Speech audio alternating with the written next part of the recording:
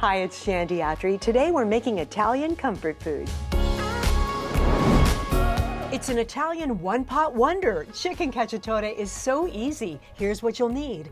Chicken thighs, cleaned and patted dry.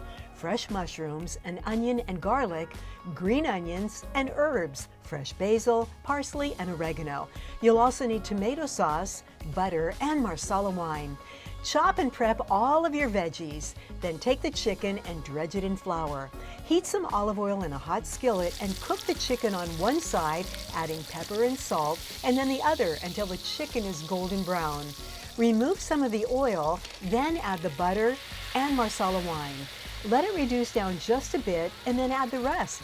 Tomato sauce, mushrooms, onion, garlic, green onions, and basil, parsley, and oregano. Give it a stir, cover, and cook for 30 minutes on low heat. When the cacciatore is done, cook up some pasta or polenta. And that's it. First the pasta, then the delicious chicken cacciatore smothered in that gorgeous sauce. Italian comfort food for dinner tonight.